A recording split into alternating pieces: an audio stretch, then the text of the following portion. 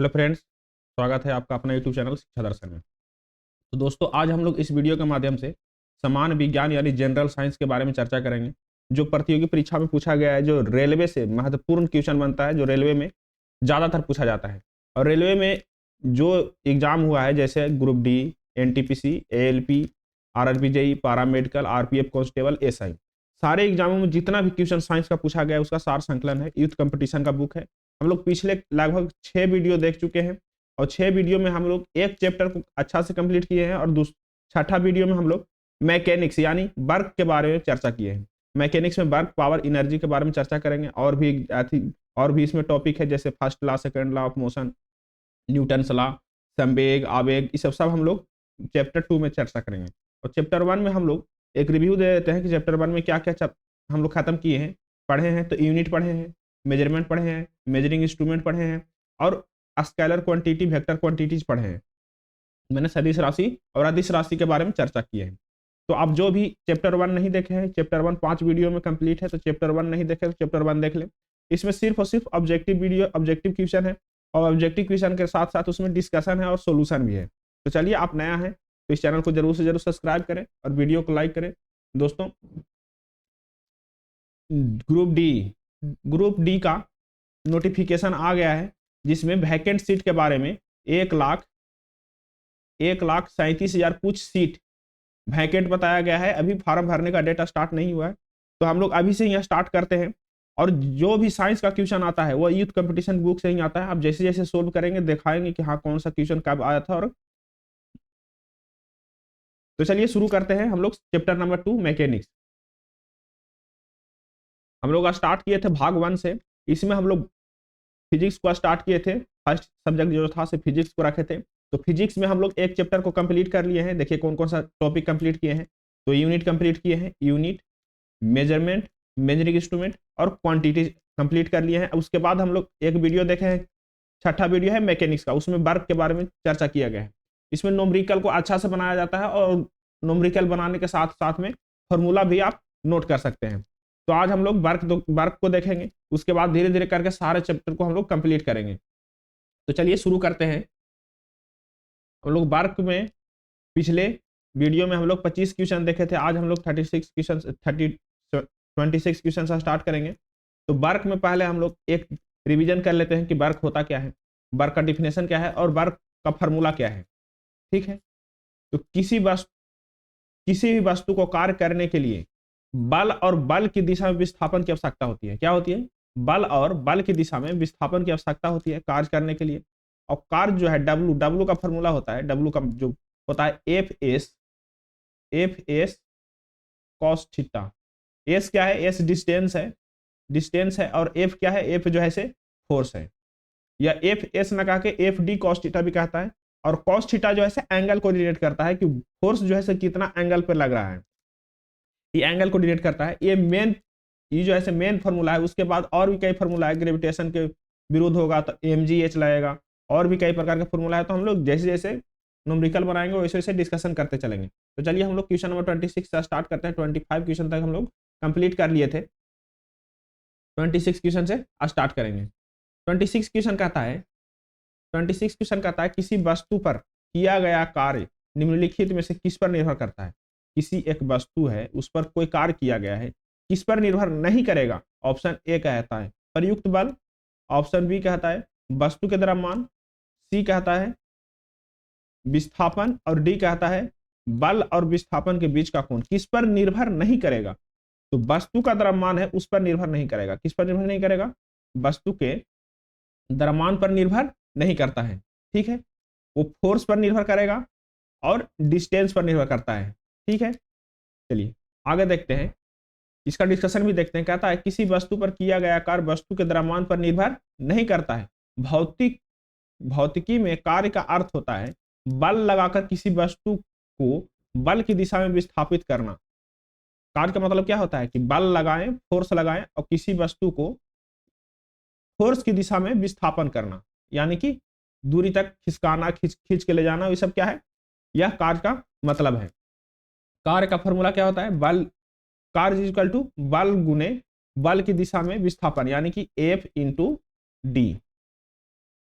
अतः कार्य का परिभाषा में स्पष्ट है कि किसी वस्तु पर किया गया कार्य बल तथा विस्थापन पर निर्भर करता है, ना कि वस्तु के द्रव्यमान पर। ठीक है, इसका ऑप्शन बी सही है, यानी कि द्रव्यमान पर निर्भर नहीं करेगा। क्वेश्चन नंबर 27 कहता है, क्वेश्चन नंबर 27 कहता है किसी वस्तु पर किया गया कार्य निम्नलिखित में से किस पर निर्भर नहीं करता है।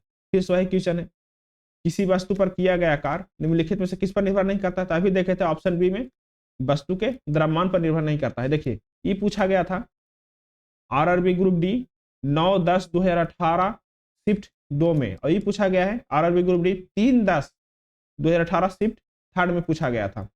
तो सारे क्वेश्चन जो है इंपॉर्टेंट है और पूछा गया क्वेश्चन है। क्वेश्चन नंबर 28 कहता है किसी वस्तु पर किया गया कार्य निम्नलिखित में से किस पर निर्भर नहीं करता है। बहुत इंपॉर्टेंट क्वेश्चन है, लगभग लगभग सारे एग्जाम में पूछा गया है। किस पर निर्भर नहीं करता है, तो आप देखें किस पर निर्भर नहीं करता है, वस्तु के द्रव्यमान पर निर्भर नहीं करता है, फोर्स और विस्थापन पर निर्भर करता है। क्वेश्चन नंबर 29 कहता है निम्नलिखित में से कौन अधिक कार्य कर सकता है।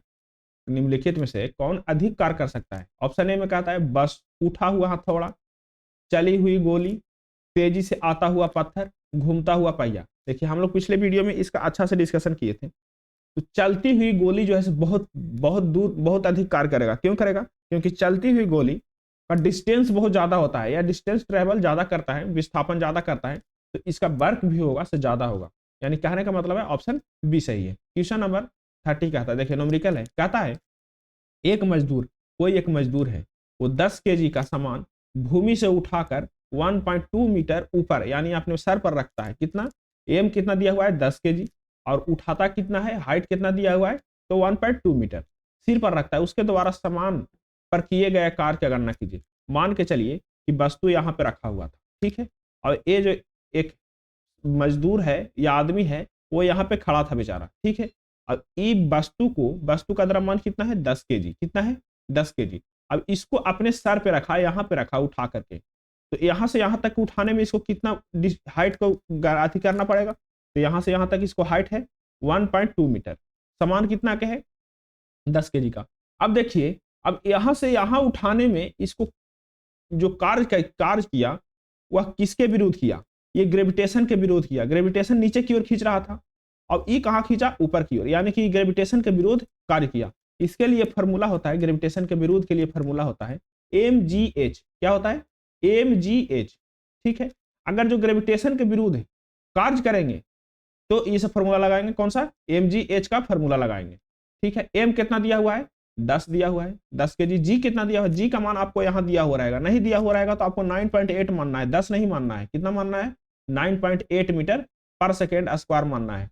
10 यहाँ पे जो दिया है वो मानना है, यहाँ पे दिया हुआ है 10 मीटर पर सेकेंड स्क्वायर, तो कितना दिया हुआ है जी का मान 10। एच कितना है भाई, एच है 1.2, ठीक है। तो इसको मल्टीप्लाई करेंगे तो 10 10 100 1.2 यानी कि 120 जूल क्या करेगा, एक कार्य करेगा अपने सर पर उठाने के लिए। आगे कहता है क्वेश्चन नंबर 31 कहता है कार्य कहलाता है। कार्य का मतलब क्या है, अभी देखे थे। कार्य का मतलब है बल और बल के दिशा में विस्थापन, बल और बल की दिशा में विस्थापन, इसको क्या कहते हैं, कार्य कहते हैं। ऑप्शन ए सही है, बल और विस्थापन, बल इंटू विस्थापन, इसका कार्य, इसका मतलब क्या है, कार्य कहलाता है। चलिए क्वेश्चन नंबर हम लोग देखेंगे 32। क्वेश्चन नंबर 32 देखेंगे दोस्तों, कहता है किसी वस्तु द्वारा किया गया कार्य, किसी वस्तु द्वारा किया गया कार्य, किसी वस्तु द्वारा किया गया कार्य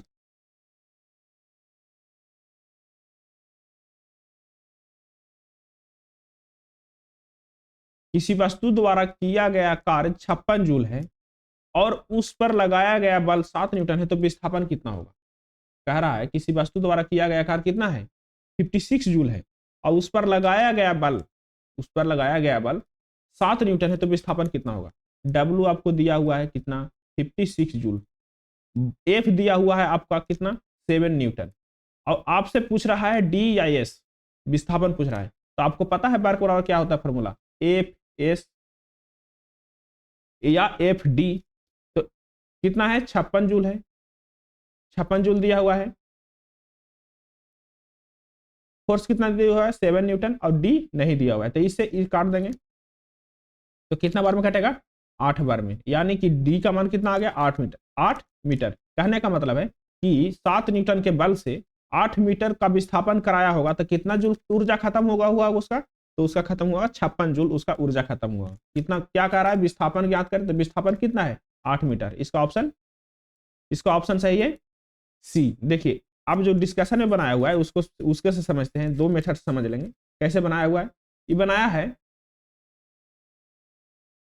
डब्ल्यू कितना दिया हुआ है 56 जूल, बल कितना दिया हुआ है 7 न्यूटन। तो कार्य बराबर फॉर्मूला क्या होता है, बल गुने विस्थापन। तो विस्थापन निकालना कह रहा है तो विस्थापन को अलग कर देंगे, विस्थापन को यहां कर देंगे तो फोर्स कहां जाएगा, वर्क के नीचे चला आएगा, बटा में चला आएगा, तो वर्क बटा फोर्स हो जाएगा। तो वर्क दिया हुआ है 56 जूल और फोर्स दिया हुआ है 7 न्यूटन। इसको काटेंगे तो कितना हो जाएगा 8 मीटर, इसका आंसर आ जाएगा, यानी कि 8 मीटर का विस्थापन हुआ होगा। ठीक है, अगला क्वेश्चन कहता है, क्वेश्चन नंबर 33 कहता है, क्वेश्चन नंबर 33 कहता है 10 न्यूटन का बल, कितना कह रहा है 10 न्यूटन का बल किसी वस्तु पर कार्य करता है, किसी वस्तु पर क्या करता है, कार्य कर रहा है। वस्तु बल की दिशा में 5 मीटर विस्थापित होता है तो किया गया कार्य क्या है। वस्तु जो है से 5 मीटर क्या करता है, विस्थापन कर लेता है, तो किया गया कार्य क्या है। तो आपको पता है कि W इजिकल टू क्या होता है फॉर्मूला, W इजिकल टू होता है एफ एस। एफ कितना है 10 न्यूटन, एस कितना है 5 मीटर, यानी कि 50 जूल का कार्य होगा। कितना होगा 50 जूल का कार्य होगा, 50 जूल का कार्य होगा। ऑप्शन सी सही है, 50 जूल का कार्य होगा।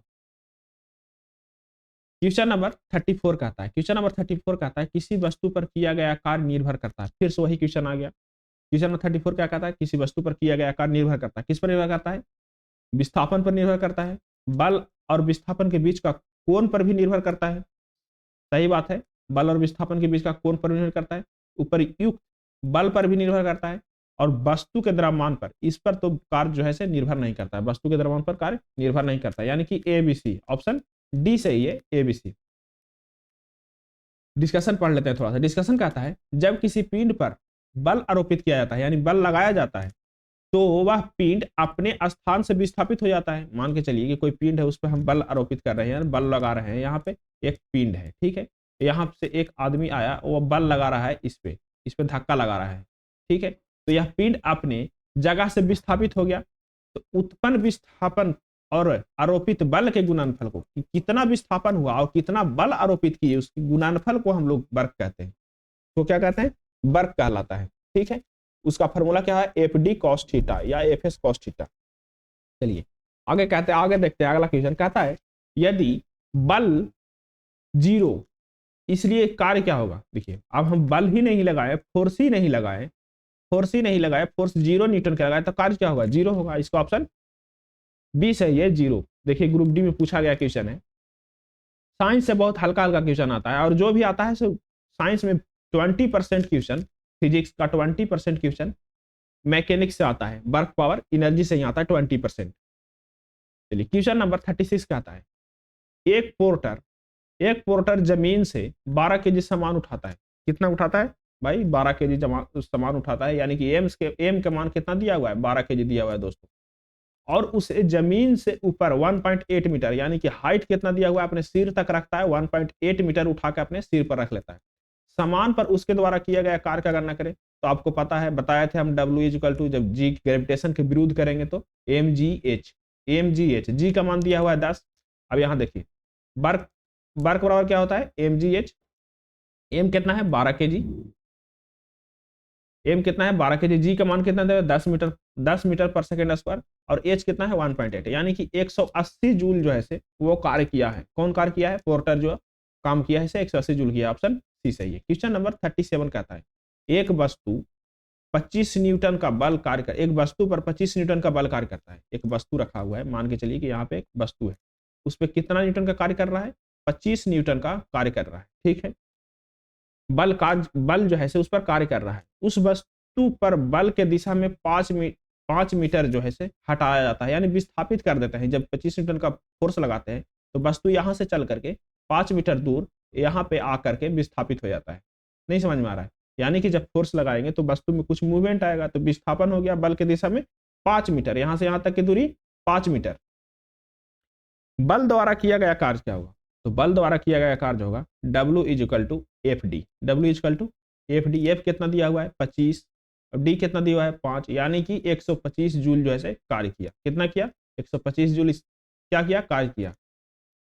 अब 38 क्वेश्चन कहता है जब कोई आदमी दीवार को धक्का दे रहा है, मान के चलिए कोई आदमी जो है दीवार को धक्का दे रहा है। किसको धक्का दे रहा है दीवार को, लेकिन इसे विस्थापित करने में विफल रहा। मान के चलिए कोई दीवार है, यहाँ पे एक आदमी आया उधर से बौराहा टाइप के और दीवार को धक्का देने लगा, तो दीवार में कितना फोर्स लगा दिया, दीवार में कोई विस्थापन नहीं हुआ, यानी कि एफ इजिकल टू मैक्सिमम लगा रहा है 10 न्यूटन 20 न्यूटन 50 न्यूटन का फोर्स लगा रहा है, लेकिन डी जो है से जीरो है, विस्थापन जो है से जीरो है। तो आप बताइए यह कार्य क्या होगा, यह कार्य क्या होगा।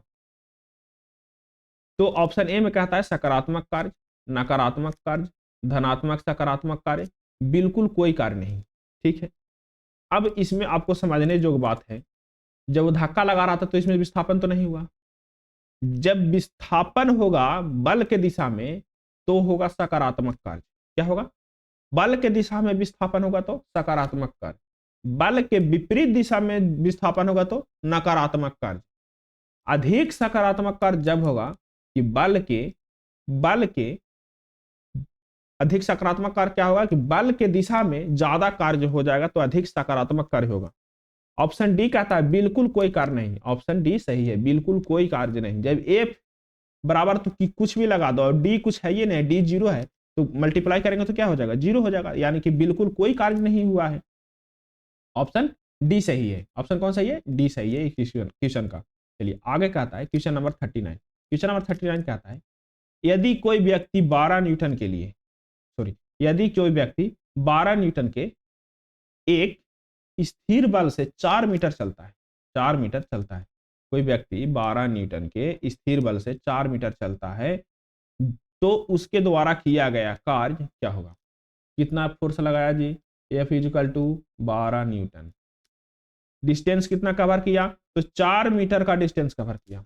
ठीक है, तो इसके द्वारा किया गया कार्य क्या होगा, एफ इंटू डी। एफ कितना है 12, डी कितना है 4, यानी कि बच्चों को 48 जूल जो है कार्य किया। ऑप्शन सी सही है। आगे देखते हैं अगला क्वेश्चन कहता है क्वेश्चन नंबर 40। एक पिंड द्वारा किया गया कार्य निम्नलिखित में से किस पर निर्भर नहीं करता है। एकदम वही क्वेश्चन है और हर एक एग्जाम में पूछा जाता है। देखिए सारे एग्जाम में पूछा गया है, 2 बार तो 3 बार तो देख लिए हम लोग। यहाँ पिंड द्वारा किया गया कार्य किस पर निर्भर नहीं करता है, वस्तु के आरंभिक वेग पर। ऑप्शन ए कहता है वस्तु के आरंभिक वेग पर, बी कहता है विस्थापन पर, डी कहता है वस्तु और विस्थापन के कोण पर, और डी कहता है लागू बल पर। तो बल पर निर्भर करेगा, विस्थापन के कोण पर निर्भर भी करेगा और विस्थापन पर भी निर्भर करेगा, लेकिन वस्तु के आरंभिक वेग पर वह निर्भर नहीं करता है। ठीक है, कार्य का परिभाषा के अनुसार कार्य जो है फोर्स पर, वस्तु द्वारा वस्तु का बल दिशा में विस्थापन पर और गुणनफल यानी कि विस्थापन पर फोर्स पर निर्भर करता है, बाकी कुछ पर निर्भर नहीं करता है। ना द्रव्यमान पर निर्भर करेगा, द्रव्यमान पर भी निर्भर नहीं करेगा, वस्तु के प्रारंभिक वेग पर भी निर्भर नहीं करेगा। ये सब क्या है, इसके कोई इससे मतलब नहीं है। क्वेश्चन नंबर 41 कहता है, क्वेश्चन नंबर 41 क्या कहता है, क्वेश्चन नंबर 41 क्या कहता है, 41 कहता है किसी वस्तु पर किया गया कार्य निर्भर नहीं करता है। किसी वस्तु पर किया गया कार्य निर्भर नहीं करता है, किस पर निर्भर करता है, तो प्रारंभिक वेग पर, आरंभिक वेग पर निर्भर नहीं करता है। किस किस पर निर्भर करेगा, वह कोण जिस पर बल विस्थापन हेतु प्रवृत्त है उस पर निर्भर करेगा, प्रयुक्त बल पर निर्भर करेगा और विस्थापन पर भी निर्भर करेगा, लेकिन वस्तु के आरंभिक वेग पर निर्भर नहीं करेगा। क्वेश्चन नंबर 42 कहता है ना होने पर किया गया कार्य शून्य होगा। क्या ना होगा, तो कार्य जो शून्य हो जाएगा। तो जब विस्थापन ही नहीं होगा तो कार्य क्या होगा, कोई कार्य होगा नहीं होगा। जब विस्थापन ना होने पर कार्य क्या होगा, शून्य होगा। ऑप्शन बी सही है। क्वेश्चन नंबर 43 कहता है कार्य हुआ है ऐसा कहने के लिए 2 शर्तें पूरी होनी चाहिए। मान के चलिए कोई कार्य हुआ है ऐसा कहने के लिए 2 शर्तें पूरी होनी चाहिए। कौन कौन सी, बल की आवश्यकता नहीं है, गलत बात है, बल की आवश्यकता है। वस्तु में विस्थापन होनी चाहिए, एकदम बात है, कार्य हुआ है तो वस्तु में विस्थापन होगा ही। सी में कहता है ऊर्जा का अवशोषण उत्सर्जन नहीं होना चाहिए। कि जब कार्य करेंगे जी तो ऊर्जा का अवशोषण उत्सर्जन नहीं होगा, जब कार्य करेंगे तो होगा। क्वेश्चन नंबर डी कहता है वस्तु की स्थिति में कोई बदलाव नहीं होना चाहिए। एकदम सही बात है, वस्तु की स्थिति में बदलाव होगा तभी कार्य होगा, नहीं होगा तो कार्य नहीं होगा। यानी कि मात्र और मात्र ऑप्शन बी सही है, यानी कि वस्तु के विस्थापित होना चाहिए। ठीक है, ऑप्शन बी सही है। क्वेश्चन नंबर 44 कहता है बल और विस्थापन के गुणनफल को क्या कहते हैं? तो बल यानी फोर्स और विस्थापन यानी डी के गुणनफल को हम लोग वर्क कहते हैं। क्या कहते हैं?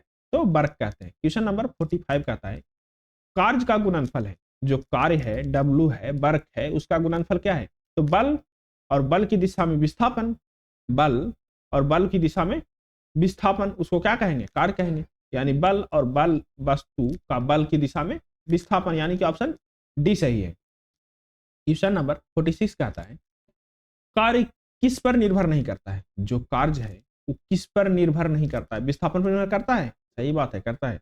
बल पर निर्भर करता है? करता है। फोर्स और विस्थापन के बीच का कोण पर निर्भर करता है? करता है। लेकिन संवेग पर निर्भर नहीं करता, यानी कि ऑप्शन डी सही है, संवेग पर निर्भर नहीं करता है। क्वेश्चन नंबर 47 कहता है यदि किसी वस्तु पर लागू एक स्थिर बल, किसी वस्तु पर लागू एक स्थिर बल बल की दिशा में वस्तु द्वारा स्थानांतरित, बल की दिशा में वस्तु द्वारा स्थानांतरित बल और दूरी के परिणाम, बल और दूरी के परिमाण के रूप में दर्शाया जाता है तो इसे कहते हैं। क्या कह रहा है? कह रहा है कि किसी एक वस्तु पर लागू एक बल है, स्थिर बल लग रहा है, कंटिन्यू बल लग रहा है, मैंने 4 न्यूटन का लग रहा है तो 4 न्यूटन का ही लग रहा है। ठीक है, बल की दिशा में वस्तु द्वारा स्थानांतरित, यानी कि बल की दिशा में उसका विस्थापन भी हो रहा है। ठीक है, बल और दूरी के परिमाण, यानी कि जो कितना विस्थापन हुआ उसके परिमाण के रूप में दर्शाया जाता है तो इसे क्या कहते हैं? तो इसे क्या कहते हैं? ऑप्शन ए में कहता है, या ऑप्शन ए में कहता है गतिरोध, बी में कहता है किया गया कार्य, और सी में क्या कहता है?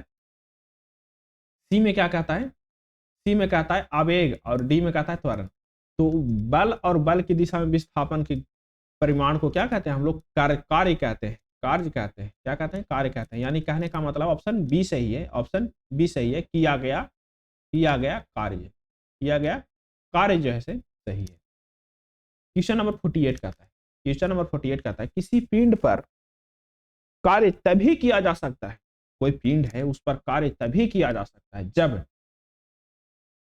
जब क्या हो? ऑप्शन ए में कहता है जब यह यांत्रिक प्रभाव के माध्यम से ऊर्जा वृद्धि अनुभव कर सकता है। बी में कहता है बल इस पर कार्य करते हैं। सी में कहता है यहां विस्थापन होता है, और डी में कहता है यह निश्चित दूरी के माध्यम से आगे बढ़ता है। कार्य तभी किया जा सकता है, कार्य तभी किया जा सकता है जब यांत्रिक प्रभाव से, यानी कि मैकेनिक्स प्रभाव से, फिजिकल प्रभाव से माध्यम में ऊर्जा में वृद्धि का अनुभव हो, यानी कि ऊर्जा में क्या हो? इसकी वृद्धि हो, तभी कार्य किया जा सकता है। ऑप्शन ए सही है। ऑप्शन क्या है? ए सही है। क्वेश्चन नंबर 49 देखते हैं। क्वेश्चन नंबर 49 कहता है लागू किए गए बल और विस्थापन, लागू किए गए बल और विस्थापन के बीच का कोण 90 डिग्री हो तो कार्य क्या होगा? देखिए दोस्तों, हम लोग पिछले वीडियो में देखे थे जब कोण 90 डिग्री का कोण बन जाए, 90 डिग्री का कोण बन जाए, आप फोर्स लगा रहे हैं इधर, एफ किधर लगा रहे हैं? इधर, और विस्थापन हो रहा है इधर, विस्थापन किधर हो रहा है? इस साइड में, यानी कि प्रॉपर 90 डिग्री में विस्थापन हो रहा है और प्रॉपर 90 डिग्री में आप फोर्स लगा रहे हैं, तो किया गया कार्य शून्य होगा। क्या होगा? किया गया कार्य शून्य होगा। ऑप्शन डी सही है। अब कैसे होगा? तो आप वर्क बराबर फॉर्मूला जान रहे होंगे, एफ एस कॉस थीटा। ठीक है, अब एफ एस को तो कहानी खत्म कीजिए, इसमें कुछ ना कुछ मान होगा। अब 90 डिग्री पर आ जाइए। अब cos 90 डिग्री का मान होता है 0। cos 90 डिग्री का मान क्या होता है? आप जब ट्रिग्नोमेट्री पढ़े होंगे तो देखे होंगे cos 90 का मान होता है 0। अब जब cos 90 जो 0 हो जाएगा तो क्या हो जाएगा? वर्क क्या होगा? तो 0 होगा। यानी कहने का मतलब 90 डिग्री पर कोई कार्य नहीं होगा। फोर्स लगाएंगे आगे की ओर और कार्य होगा ऊपर की ओर, यानी कि 90 डिग्री होगा, तो यह कोई कार्य नहीं होगा। ऑप्शन डी सही है। क्वेश्चन नंबर 50 कहता है, 50 क्वेश्चन कहता है जब बल और विपरीत दिशा में, जब बल और विस्थापन के बीच का कोण 90 डिग्री हो तो कार्य क्या होगा? अभी देखें क्या कार्य होगा? तो शून्य होगा। कार्य क्या होगा? शून्य होगा। क्वेश्चन नंबर 51 देखते हैं। क्वेश्चन नंबर 51 कहता है किसी वस्तु द्वारा कार्य करने की क्षमता या किसी वस्तु में निहित ऊर्जा निर्भर करती है।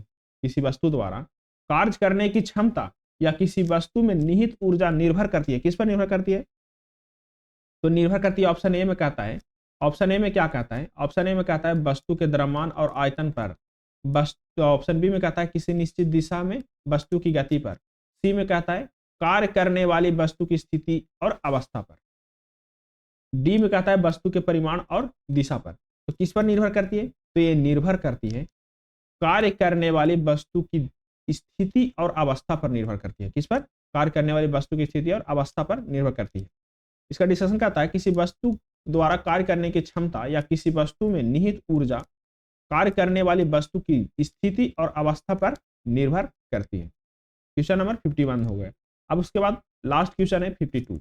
एक मजदूर भूमि से 10 केजी का सामान लेता है और भूमि से 1.1 मीटर ऊपर अपने सर पर रखता है, तो उसके द्वारा किया गया काम का गणना कीजिए। और जी का मान दिया हुआ है 10 मीटर पर सेकेंड स्क्वायर। तो आप इसको बनाइएगा और बना करके कमेंट करेंगे इसका आंसर। तो दोस्तों आप इस चैनल पर नया हैं तो इस चैनल को सब्सक्राइब करें, वीडियो को लाइक करें और इस चैनल से जुड़े लास्ट तक देखने के लिए बहुत बहुत धन्यवाद।